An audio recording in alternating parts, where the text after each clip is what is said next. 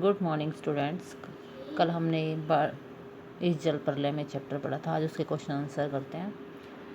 Number 1 question देखिए बेटा। बाढ़ की खबर सुनकर लोग किस तरह की तैयारी करने लगे। आपने चैप्टर में भी मैंने बताया था आपको कि बाढ़ की खबर सुनकर जैसे ही लोगों को पता चला कि बाढ़ आ रही तो उसकी सुरक्षा के लिए लोगों ने अपने ज़रूरी सामान, जो दैनिक आवश्यकताओं का जो सामान था, उसको इकट्ठा करना शुरू कर दिया था। उसमें ईंधन आता है आपका, आलू, मोमबत्ती, दिया सलाई, पीने का पानी, कंपोस्ट की गोलियां इकट्ठी कर ली थी उन्होंने, ताकि फिर से बाढ़ से घिर जाने के कारण कुछ दिनों तक उनका गुजारा हो सके। सेकंड क्वेश्चन देखिए बेटा। बाढ़ की सही जानकारी लेने और बाढ़ का रूप देखने के लिए लेखक क्यों उत्सुक था। क्योंकि जो वहाँ लेखक रहता था बेटा, मैंने चैप्टर में बताया था, वहाँ पर कौन आते थे, बाढ़ से जो पीड़ित लोग थे वो शरण लेते थे, और लेखक जो है वो बाढ़ पीड़ित जो लोग होते थे उनकी सहायता करते थे। तो जो लेखक है उन्होंने बचपन में भी कई बार बाढ़ के दृश्य देखे थे और उससे होने वाले कष्ट को, लोगों की पीड़ा को भी उन्होंने महसूस किया था। तो इस पर भी वो उनकी महसूस करना चाहते थे, प्रत्यक्ष रूप से उसको देख करके उसके अनुभव को जानना चाहते थे, जिससे शांत करने के लिए उन्हें जो लोगों को शांत करने के लिए वो बहुत बेचैन थे, क्योंकि वो उनकी पीड़ा को समझते थे और लोगों के दुखों को दूर करना चाहते थे। इसलिए लेखक बाढ़ की सही जानकारी लेने और बाढ़ का रूप देखने के लिए लेखक उत्सुक था, ताकि वह पता लगा सके कि बाढ़ कहाँ तक पहुँची और लोग कितने पीड़ित हो रहे हैं। थर्ड क्वेश्चन देखिए बेटा। सबकी जुबान पर एक ही जिज्ञासा, पानी कहाँ तक आ गया है। इस कथन से जनसमूह की कौन सी भावनाएं व्यक्त होती हैं। पानी कहाँ तक आ गया, यह जिज्ञासा सबके मन में थी और सबकी जुबान पर एक ही शब्द था। जो ये जनसमूह की भावना है, ये किस भावना को व्यक्त करता है बेटा, ये उनकी उत्सुकता, सुरक्षा और कौतूहल की भावना को व्यक्त करता है। लोग जो है वो नए अनुभव को अपनी आंखों से देखना चाहते थे कि ये जीवन मृत्यु का जो खेल है वो कहाँ तक पहुँच रहा है और इस खेल में क्या गहरा आकर्षण है। अर्थात लोगों के मन में उत्सुकता थी कि वो इससे होने वाले सभी प्रभावों को देखना चाहते थे। तो उनकी उत्सुकता, सुरक्षा और कौतूहल था उनके मन में। फोर्थ क्वेश्चन देखिए। मृत्यु का तरल दूत किसे कहा गया है और क्यों। बेटा जो तरल दूत होता है मतलब पानी, तो जो बाढ़ होती है वो पानी के कारण आती है, इसलिए उसे क्या कहा गया, बाढ़ को मृत्यु का तरल दूत कहा गया है। बाढ़ को गेरुआ फाग फेन वाला पानी जो मोटी डोरी की शकल में निरंतर बढ़ता आ रहा था, जो लोगों के मन में भय उत्पन्न कर रहा था तथा सब कुछ धीरे धीरे डुबोता जा रहा था। अर्थात क्या करता, जब बाढ़ का पानी, जब समुद्र में लहरें उठती हैं, नदी में लहरें उठती हैं, तो वो क्या करती हैं, फेन आता है इकट्ठा, फेन हो जाता है, फेन के झाग हो जाता है, झाग से वो क्या बनती है, मोटी डोरी का रूप ले लेती हैं। जब तीव्र गति से वे इसमें धाराएं, उसमें तीव्र वेग से जब उसमें लहरें उठती हैं, तो और फिर क्या करता है, लोगों का मन में क्या हो जाते हैं, डर उत्पन्न हो जाता है और वह सब को डुबोता हुआ चला जाता है वो पानी। इसलिए पानी को तरल दूत कहा गया है कि जो पानी जो है वो सबको मौत के घाट उतारते जा रहा था। और दूसरा कारण इसका ये है, ये क्या करता है, जन धन दोनों की हानि पहुंचाता है, दोनों को, अर्थात लोगों की भी और जान की और माल की, लोगों की जो धन संपत्ति है वो भी सब इसमें नष्ट हो जाते हैं। इसलिए इसे मृत्यु का तरल दूत कहा है। फिफ्थ क्वेश्चन देखिए बेटा। आपदाओं से निपटने के लिए अपनी तरफ से कुछ सुझाव दीजिए। अर्थात कभी कैसी आपदा आ जाए, जैसे बाढ़ की आई है, तो आप उसके लिए क्या क्या करेंगे। नंबर 1 क्या करेंगे आप, सरकार को सभी प्रकार के संभावित खतरों से निपटने के लिए साधन तैयार रखने चाहिए। जो सरकार है उसको हमेशा तैयार रहना चाहिए कि कभी कोई ऐसी अगर समस्या आए तो उसको निपटा जा सके। आपदा के समय उसका सदुपयोग ताकि किया जा सके। किनका, जिन साधनों का सरकार ने तैयार करके रखे हैं उनका प्रयोग किया जा सके। किस समय, जब इसकी आपदा आए।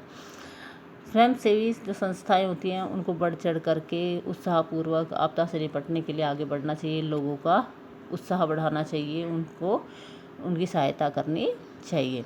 सरकार और स्वयंसेवी जो संस्थाएं होती हैं इनके बीच गहरा तालमेल होना चाहिए, ताकि दोनों मिलकर के लोगों की रक्षा कर सकें। उत्साही नवयुवकों नवयुवतियों को शीघ्र ही किसी योजनाबद्ध कार्य से जुड़कर सहयोग करना चाहिए। अच्छा, जो लोग उत्सुक होकर के जैसे बाढ़ पीड़ित लोगों की सहायता करना चाहते हैं, जैसे चैप्टर में लेखक था, ऐसे ही यदि कोई व्यक्ति या युवक या युवतियाँ हैं तो उनको शीघ्र ही योजना बना करके कार्य करना चाहिए ताकि वो लोगों को बचा सके। 6th क्वेश्चन देखिए बेटा, यही जब दानापुर डूब रहा था तो पटनिया बाबू लोग उलटकर देखने भी नहीं गए।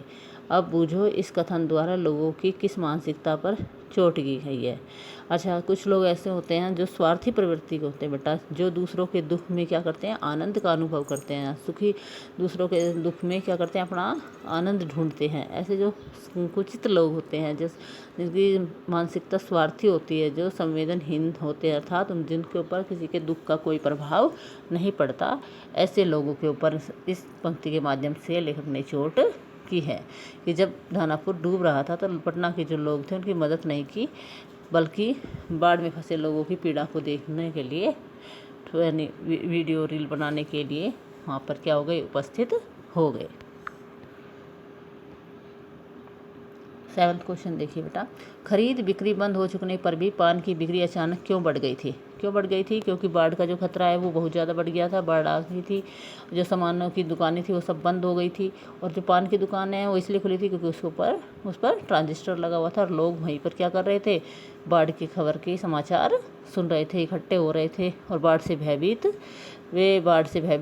नहीं थे। जो लोग वहाँ इकट्ठे हो रहे थे और वो क्या कर रहे थे, हंसी खुशी कौतूहल से युक्त थे और पान खा रहे थे और बाढ़ की खबर सुन करके आनंद ले रहे थे। इस कारण बाढ़ की खरीद और बिक्री बंद हो चुकने के बाद भी पान की जो बिक्री है वो अचानक बढ़ गई थी। 8th क्वेश्चन देखिए, क्वेश्चन नंबर 8 देखिए बेटा, देखिए 8 क्वेश्चन, जब लेखक को यह एहसास हुआ कि उसके इलाके में भी पानी घुसने की संभावना है तो उसने क्या क्या प्रबंध किए। जब लेखक को पता चला कि उसके इलाके में पानी घुसने लगा है तो बेटा उन्होंने जो ज़रूरी सामान था, दैनिक यूज़ का जो सामान था, जैसे कि गैस की कमी हो जाने के कारण कोयला, केरोसिन का ऑयल, उन्होंने आलू, प्याज, मोमबत्ती, माचिस, सिगरेट, कंपोस्ट की गोलियां आदि का प्रबंध किया। और सप्ताह में पढ़ने वाली हिंदी, बांग्ला, अंग्रेजी की जो पत्रिकाएं थी वो भी खरीद ली ताकि बाढ़ के समय में वो अपना समय व्यतीत कर सकें।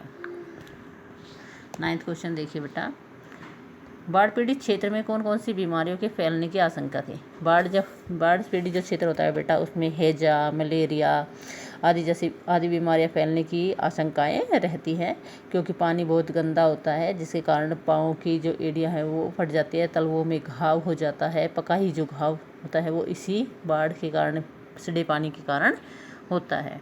10th क्वेश्चन देखिए, नौजवान के पानी में उतरते ही कुत्ता भी पानी में कूद गया, दोनों ने किन भावनाओं के वशीभूत होकर ऐसा किया? जब लेखक नाव लेकर के बाढ़ पीड़ित लोगों को कैंप तक लेने के लिए गया था तब उसमें एक मालिक के साथ उसका कुत्ता भी नाव में सवार हो लिया। दोनों में, मालिक में और जो जानवर था उसमें अत्यधिक लगाव था, स्नेह था, जिसके कारण वो दोनों एक दूसरे से भावात्मक रूप से जुड़े हुए थे। वो एक दूसरे के सुख दुख में एक दूसरे का साथ नहीं छोड़ना चाहते थे, दोनों में स्नेह भाव था।